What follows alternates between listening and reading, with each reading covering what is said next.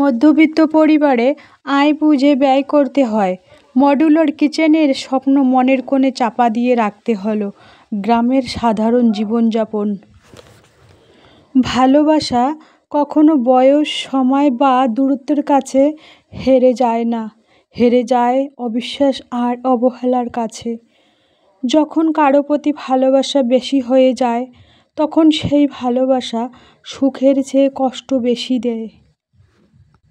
নতুন দিনে নতুন আর একটি ভ্লগ ভিডিও নিয়ে হাজির আমি আপনাদের মাঝে শাবানা। ছোট্ট একটা গ্রাম কোচবিহার জেলা থেকে বলছি, দিনহাটা থেকে বলছি। তো welcome back to my channel. আসসালামু আলাইকুম। তোমরা সবাই কেমন আছো? আমি আশা করি তোমরা সকলে ভালো আছো। আলহামদুলিল্লাহ আমিও ভালো আছি, আর আমার পরিবার পরিজনদের নিয়ে আলহামদুলিল্লাহ আমি ভালোই আছি। আর আমার প্রাণপ্রিয় কলিজা আপু ভাইয়ারা তোমরা সবাই কেমন আছো? আমি আশা করি তোমরা সকলে ভালো আছো। তো আজকেও না ব্লগটা আমি রাত 9টা থেকেই শুরু করলাম, কারণ দিনের বেলা তো হয়েছে একটা ব্লগ, মানে বিরিয়ানি খাওয়া পার্টি। তো সেই একটু বিরিয়ানি রেখে দিয়েছিলাম, তো ভাবলাম যে বিরিয়ানিটা ভেজে নিলাম, একটু গরম করে নিলাম কড়াইয়ের মধ্যে, নিয়ে ছেলে মেয়ে আমি আর কি খাচ্ছি। হাজব্যান্ড আর কি চলে গেছে, পরশু চলে আসবে আরও। আর কী জন্য মেহমান আসছিলো, সন্ধ্যার সময় আমার ভাই এসেছিলো, আমার বাবা মা আরও 2-1 জন আসছিলো। তো ওদেরও কিছু আর কি আপ্যায়ন করলাম ছোটো মোটোভাবে। তো আপ্যায়ন করলাম, তো ভাবলাম যে না একটু গরম গরম খেয়েই তারপরে আবার ভিডিওটা এডিট করতে হবে। তো তোমরা তো জানোই আর কি আমার আর কি মনিটাইজেশনের আর বেশি দেরি নেই, অল্প দিন বাকি আছে আর কি। তো মধ্যবিত্ত পরিবারে আয় বুঝে ব্যয় করতে হয়। মডুলার কিচেনের স্বপ্ন মনের কোণে চাপা দিয়ে রাখতে হলো গ্রামের সাধারণ জীবনযাপন। গ্রামের এক গৃহবধূ সাধারণ জীবনযাপন আমি তোমাদের কাছে আজকে তুলে ধরব, কারণ আমি কিন্তু একেবারে গ্রামেরই মেয়ে, গ্রামেরই বউ। তো সেই জন্য আমি সবসময় গ্রামেরই কিছু ব্লগ দেওয়ার চেষ্টা করি আর কি। দেখুন একটা কথা তোমাদের বলছি আমি, তো এই দেখুন আগে জুতপাত করে খেয়ে নিচ্ছে, আমি কিন্তু বেশিরভাগ বিছানায় বসে খাই। আর এখানে দেখতে পাচ্ছেন একটা আমার কুর্তি, মানে ওইটা হাত মোছা কুর্তি বানিয়েছি আর কি। তো কেটে কুটে কাঁচি দিয়ে কেটে কুটে ওইটা হাত মোছা বানিয়েছি, আবার বিছানায় বিছিয়ে ভাত দিই আবার। বিশেষ করে গরমের দিনে তো নিচে খাওয়া ঠিক আছে, আর ঠান্ডা দিনে বিশেষ করে আমার যেহেতু খেতে টাইম লাগে, আধা ঘন্টার মতো আমার খেতে টাইম লাগে। আমি কম খাই বেশি খাই, আমার কিন্তু খেতে খুব টাইম লাগে। ছেলে মেয়ে হাজব্যান্ড ওদের কোনো টাইম লাগে না, মেয়ের একটুখানি লাগে। ছেলের 5 মিনিট, ছেলের আবার 5 মিনিট, কিন্তু আমার আধা ঘন্টা না হলেও কমসে কম 25 মিনিট তো টাইম লাগবেই। তো সেই জন্য আমি বিছানায় বসে খাই আর কি ভাত বিশেষ করে। তো এই যে দেখুন এখানে টাকাগুলো মানে গুনতেছি আর কি, কত টাকা এখানে আর কি আছে। তো আমি খাওয়া দাওয়া আর কি করে নিলাম, আর বিছানাটা তুললাম না, এমনি ঝাড়াঝাড়ি করে নিলাম। এই কারণে তুললাম না, কম্বলগুলো গুছিয়ে নেব, আবার ওই কম্বল একটু পরেই গায়ে দিতে হবে, সেই জন্য আমি কম্বলগুলো কষ্ট করে গুছালাম না। কারণ গুছে ওই টান করে তোমাদের দেখাতাম, পরে আবার ওইগুলোকে খুলে আবার গায়ে দিতাম, সেই কারণে আর কি আমি কম্বলগুলো গুছিয়ে নিলাম না, বিছানাটাই খালি মানে পরিষ্কার করে নিলাম। তো এখন আমি কিচেনটা খুব নোংরা হয়ে গেছে, যেহেতু আজকে মেহমান এসেছিলো, খুব ধকল গেছে আর কি কিচেনটার উপর। কিচেন ক্যাবিনেটটা একটু গুছিয়ে নিই।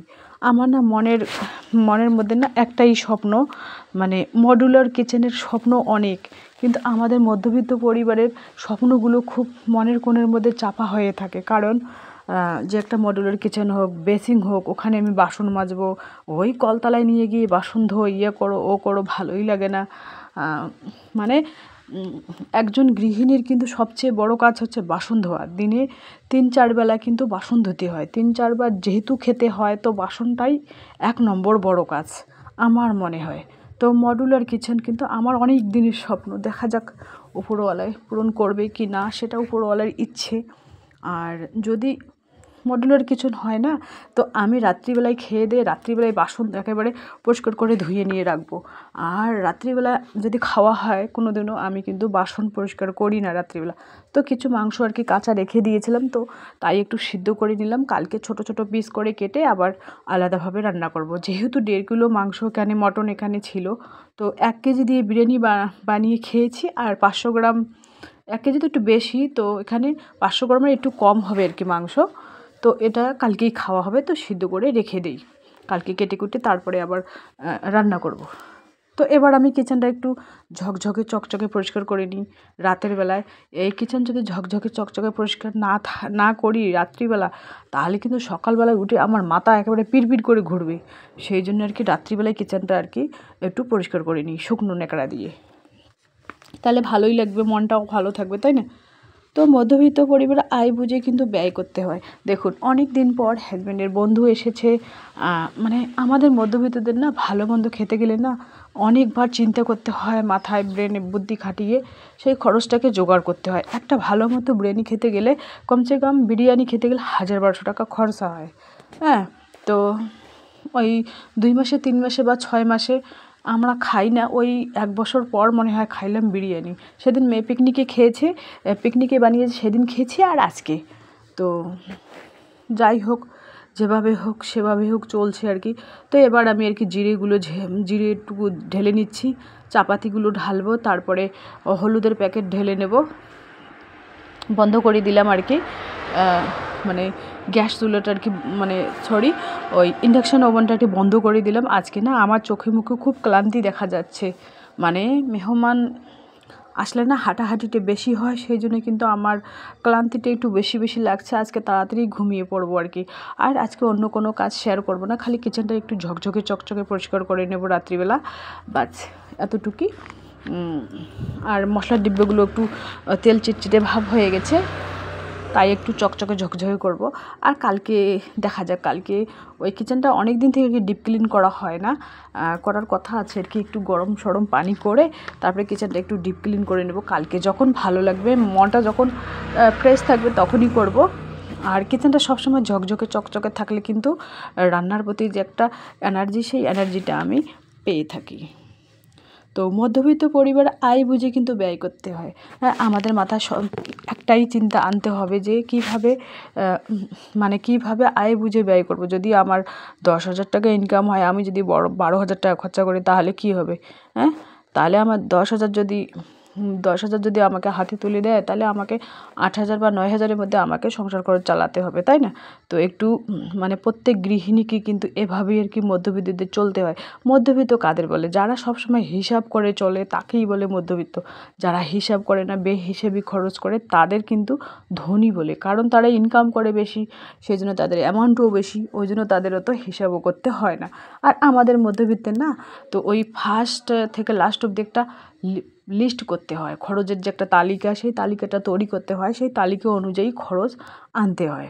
শুকনো বাজার বা এই যে দেখুন অ্যালোভেরাগুলো, এগুলো অনেক দিন আগেই নিয়ে এসেছি মুখে দেওয়ার জন্য, টাইম পাওয়া হয় না। এই জাম্বুরাটাও নিয়ে এসেছি অনেক দিন আমার বাপের বাসা থেকে, কিন্তু খাওয়ারই টাইম হয় না। আর আজকে না মানে মনে হয় এখনই ঘুমিয়ে পড়বো, এরকম পরিস্থিতি আমার। যেদিন হাঁটাহাঁটি বেশি হয় না, সেদিন কিন্তু ঘুমিয়ে পড়ি তাড়াতাড়ি। তো এখন আমি এই চাপাতি আর একটা পেয়ে গেলাম, চাপাতিগুলো ঢুকিয়ে নিচ্ছি। মানে আমার আজকে একেবারে মানে ঘুম বলতে কি, 7 সকালে উঠেছি আজকে। 7 সকালে উঠে আবার মানে মুরগিদের খাবার আনতে গেছি, অফ ক্যামেরায় মেহমান আসবে তার জন্য মটন আনতে গেছি আমি। ছেলেকে বললাম, ছেলের আব্বাকে বললাম, তোমরা দুজনের মধ্যে একজন গিয়ে মটন নিয়ে আসো। বলে কি না, আমরা তো ছেলে আব্বা কিন্তু অত জানে না কোথায় মটন পাওয়া যায়, কোথায় কি জানে, কিন্তু ওদের ভালোই লাগে না। আমি আর কি সংসারটাকে পরিচালনা, মাসের 30টা দিন আমিই পরিচালনা করি। যেহেতু হাজব্যান্ড বাসায় থাকে না, সেই জন্য আমার সব কিছু চেনা জানা আছে, ওই জন্য হাজব্যান্ড আমাকেই পাঠিয়েছে আর কি। তো ওখান থেকে এসে সকালবেলা চা করে দিয়ে গেছি, ওখান থেকে এসেই আবার ওই রান্নাবাটি মাঝামাঝি ঘষাঘষি, মুরগিদের খাবার দাও, কবুতরদের খাবার দাও, এরকম পরিস্থিতিতে আমাকে আর কি সংসারটাকে ম্যানেজ করতে হয়। যেহেতু হাজব্যান্ডের অনুপস্থিতি কিন্তু আমি পুরো সংসারটাকে হ্যান্ডেল করতে পারি, ছোট ছোট বিষয়গুলো আমি কিন্তু হ্যান্ডেল করি। তো চলো, আজকের ব্লগটা এ পর্যন্তই। ততক্ষণ তোমরা সবাই সুস্থ থাকো, সাবধানে থাকো, টাটা, আল্লাহ হাফেজ। আর এই যে কিচেনের যে ওই স্টিলের রেকটা, ওইটা কাল হোক পরশু হোক স্টিলের রেকটা নিয়ে কলতলায় গিয়ে পরিষ্কার করবো ঝকঝকে চকচকে।